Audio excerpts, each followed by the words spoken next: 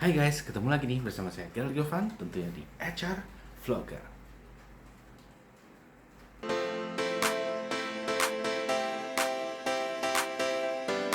Hai guys, apa kabar kalian semua? Semoga tetap sehat dan selalu semangat ya.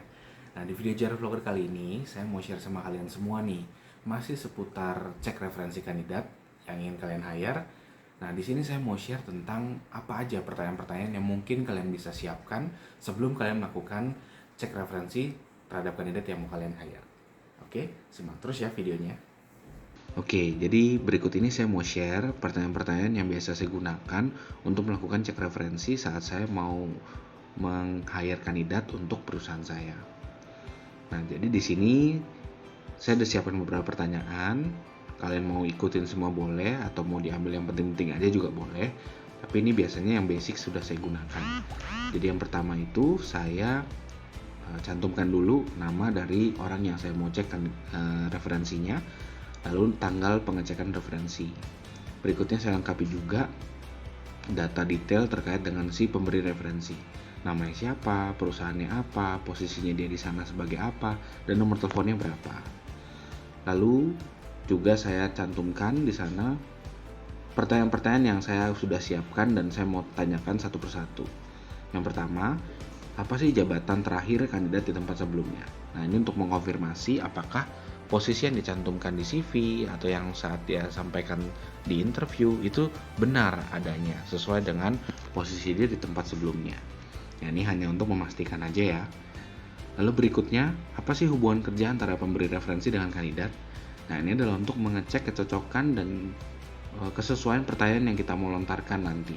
Ketika memang dia adalah atasan sebelumnya, berarti kita akan lebih banyak bertanya tentang kinerjanya. Apabila dia HRD-nya di tempat sebelumnya, berarti mungkin pertanyaannya lebih banyak tentang hubungan dia dengan teman-teman kerja yang lainnya. Lalu berikutnya, apa tanggung jawab dan tugas utama kandidat? Nah, di sana kita bisa mengecek apa yang sudah dia ceritakan menjadi job scope-nya di saat interview, itu benar adanya menjadi tanggung jawab dia di tempat kerja sebelumnya. Prestasi atau pencapaian utama dari kandidat selama bekerja di perusahaan. Nah, ini penting untuk kita tahu apabila mungkin si kandidat ini di tempat kerja sebelumnya dia pernah mendapatkan reward ya, contohnya best employee, best achievement atas target kayak gitu ya. Nah, ini untuk membuat kita semakin yakin apakah kandidat ini cocok untuk kita bisa hire tempat kita. Berikutnya, apa sih kekuatan utama dan area yang dimungkinkan untuk perbaikan? Nah, jadi di sana kita bisa mencari tahu kira-kira nih dari tempat kerja sebelumnya apa aja sih hal-hal positif atau strength-nya dari si kandidat ini, dan juga kira-kira apa yang menjadi catatan yang perlu diperbaiki atas kandidat ini untuk membuat kita jadi bisa mempertimbangkan dengan baik kira-kira cocok nggak nih untuk kita bisa develop di company yang kita miliki ini. Berikutnya, kemampuan kandidat untuk berhubungan dan berinteraksi dengan pelanggan, bawahan, rekan-rekan, dan manajemen. Nah, ini adalah untuk menanyakan bagaimana relasi dia dengan orang-orang sekitarnya di dalam perusahaan tersebut. Gitu. Bisa jadi secara prestasi dalam pekerjaan bagus, tetapi relasi dia dengan pihak lainnya tidak bagus. Nah, ini bisa menjadi pertimbangan juga untuk kita. Berikutnya, alasan dia meninggalkan perusahaan. Nah, jadi resignation reasonnya ini kita perlu make sure di sini ya, yakini benar-benar apa yang dia ceritakan di interview, apa yang dicantumkan dalam application letternya itu benar nggak gitu loh. Oh, misalnya pada saat interview dia menyampaikan alasan resignnya karena ingin mencari tempat baru aja, tapi ketika kita ngobrol dengan si pemberi referensi, ternyata dia dikeluarkan dari perusahaan tersebut akibat mangkir kerja.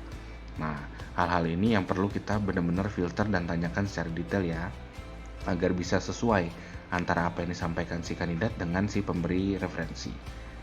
Berikutnya, kesesuaian kandidat terhadap posisi yang dilamar. Nah, di sini kira-kira kita bisa menilai nih, setelah kita mendapatkan data-data dari si pemberi referensi, kira-kira sesuai nggak si kandidat ini terhadap posisi yang dia lamar. Lalu berikutnya, apakah Anda akan bekerja dengan kandidat ini lagi? Nah, ini kita bertanya nih sama si pemberi referensi. Kalau misalnya dia mendapat kesempatan untuk bekerja lagi dengan kandidat ini, kira-kira dia bersedia atau enggak menerima kandidat ini masuk lagi bekerja di sana. Kalau misalnya dia bilang tidak, wah ini pasti ada catatan-catatan khusus yang mungkin kita perlu tahu lebih lanjut. Lalu berikutnya tambahan-tambahan informasi lainnya. Nah, ini apabila dalam proses diskusi itu ada catatan tambahan yang mungkin kita belum tanyakan atau belum kita catat sebelumnya, ya kita tambahkan di sini sebagai memperkuat pertimbangan kita untuk memilih kandidat ini sebagai karyawan di perusahaan kita. Oke, itu aja mungkin yang bisa saya sampaikan. Silakan dicoba. Selamat melakukan cek referensi terhadap kandidat kita agar kita bisa mendapatkan kandidat yang benar-benar sesuai, positif dan juga memiliki kinerja yang oke.